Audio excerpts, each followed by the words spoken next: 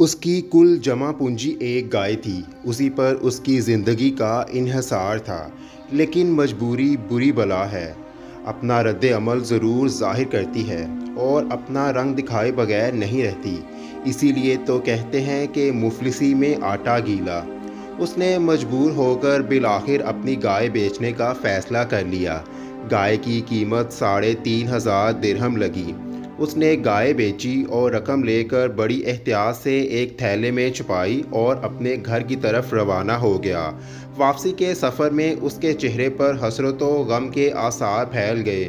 وہ رہ رہ کر سوچ رہا تھا کہ کلاشی ہمارے گلے کا ہار بن گئی ہے اور فکر و فاقہ کے دن گزر رہے ہیں، کہیں سے آمدنی کا کوئی امکان نہیں۔ ایسے کڑے وقت میں جب بیوی کو معلوم ہوگا کہ گائے بھی بیچ دی ہے تو اس پر کیا بیتے گی اور میں اس کے حسرت ناک سوالوں کا کیا جواب دوں گا۔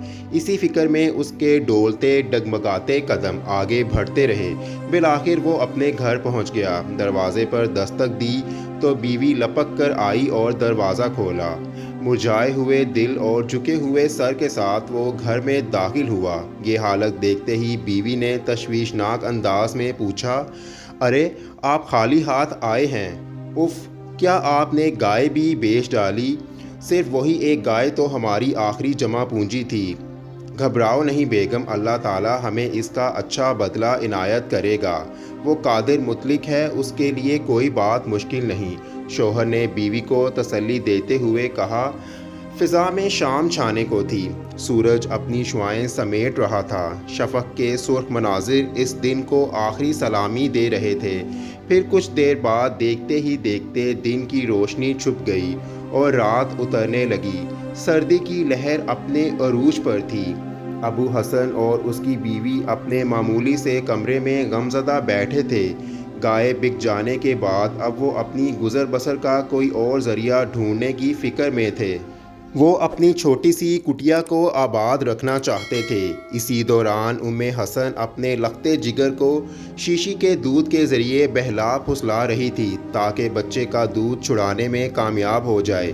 اتنے میں دروازے پر ہلکی سی دستک ہوئی۔ ابو حسن نے دروازہ کھولا تو سامنے ایک آدمی کھڑا تھا۔ وہ بارش اور سردی کی شدت سے تھر تھر کانپ رہا تھا۔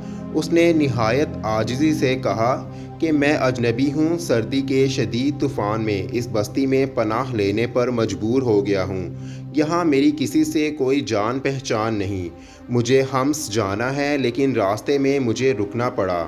ابو حسن نے کہا، ہم آپ کے لیے بھلا کیا مہیا کر سکتے ہیں؟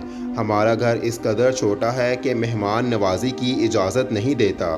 اجنبی بولا، صرف سردی سے بچنے کا بندوبست کر دیں، میرے لیے اتنا ہی کافی ہے۔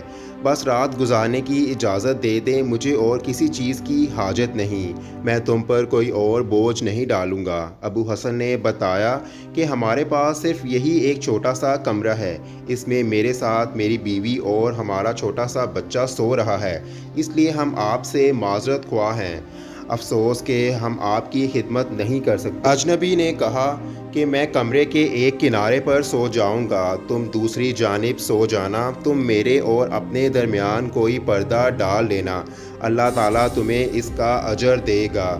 یہ عاجزانہ باتیں سن کر حسن کا دل پسیج گیا۔ اس نے شوہر سے کہا، اے ابو حسن، اللہ تعالیٰ ہماری مدد کرے گا۔ ممکن ہے اس اجنبی مہمان کے ساتھ حسن سلوک کے سلسلے میں اللہ تعالیٰ ہماری مصیبتوں کا یہ پہاڑ ٹال دے۔ پھر دونوں میاں بیوی نے اجنبی مہمان کا پرتپاک استقبال کیا۔ جو کچھ اوڑھنا بچھونا میسر تھا مہمان کو فراہم کر دیا، خود ایک بستر پر لیٹ رہے۔ چند ہی لمحے گزرے تھے کہ ابو حسن اور اس کی بیوی دونوں ایسی غفلت اور غلبے کی نیند سوئے کے خراٹے لینے لگے۔ اس کی وجہ یہ تھی کہ وہ دونوں میاں بیوی دن بھر کی محنت و مشقت کے باعث بہت زیادہ تھکے ہوئے تھے۔ ادھر اجنبی گھر والوں کو باغور تاڑ رہا تھا۔ جب اسے یقین ہو گیا کہ دونوں میاں بیوی دنیا و مافیا سے بے خبر ہو کر گہری نیند میں غرق ہو چکے ہیں اور ان کے پہلو میں ان کا دودھ پیتا بچہ بھی مزے سے سو رہا ہے، تو وہ نہایت آہستگی سے اٹھا اور دبے پاؤں چلتا ہوا بچے کے پاس آیا۔ جلدی سے بچے کو اٹھایا اور کمرے سے باہر جا کر آنگن میں ڈال دیا۔ پھر خود واپس آ کر اپنے بستر پر اس طرح لیٹ گیا جیسے گہری نیند سو رہا ہو۔ باہر کھلی فضا میں بچے کو سخت سردی لگی تو وہ رونے اور چلانے لگا۔ بچے کے رونے کی آواز سن کر اس کی ماں فوراً جاگ اٹھی۔ بچے کو بستر پر دیکھا تو بچہ بستر پر نہیں تھا۔ اس نے اپنے شوہر کو جگایا اور کہا کہ شاید ہمارا بچہ کھسکتے کھسکتے آنگن میں چلا گیا ہے، آئیے جلدی سے اٹھیے اور اسے اٹھا کر بستر پر لائیے ورنہ اسے ٹھنڈ لگ جائے گی۔ دونوں میاں بیوی لپک کر بستر سے اٹھے اور بچے کو لینے آنگن میں گئے۔ ماں نے بیٹے کو دیکھتے ہی چھاتی سے لگا لیا اور کہنے لگی، میرے پیارے، میرے لختے جگر، میرے بچے، اس کڑاکے کی سردی میں تو بستر سے یہاں کیوں آ گیا؟ ابھی دونوں میاں بیوی اپنے لختے جگر کو لے کر کمرے کی طرف بڑھ ہی رہے تھے کہ یکا یک کمرے کی چھت دھڑام سے گر پڑی اور میاں بیوی سکتے کے عالم میں جہاں تھے وہیں کھڑے کے کھڑے رہ گئے۔ پڑوسیوں نے چھت گرنے کا شور سنا تو فوراً مدد کے لیے آ پہنچے۔ ابو حسن نے بلند آواز سے کہا کہ لوگوں، ہمارے گھر میں ایک مہمان بھی ہے، اسے بچانا ہمارا فرض ہے۔ پھر ابو حسن اور چند پڑوسی مکان کا ملبہ اٹھا کر ابو حسن کی چارپائی تک پہنچے۔ وہاں مہمان کی لاش ملبے تلے دبی پڑی تھی اور اس کے ہاتھ میں نقدی کی وہ تھیلی موجود تھی جس میں ابو حسن نے گائے کے عوض ملنے والی رقم چھپا کر رکھی ہوئی تھی۔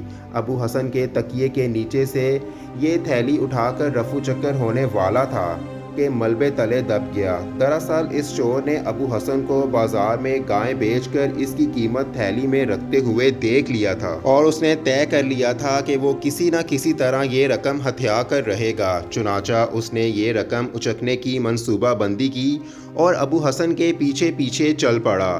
جب اس نے ابو حسن کو گھر میں داخل ہوتے دیکھا تو کچھ دیر بعد وہ دروازے پر آیا، دستک دی اور ہیلا سازی کی۔ اسے گھر والوں کی جانب سے رات گزارنے کی اجازت مل گئی۔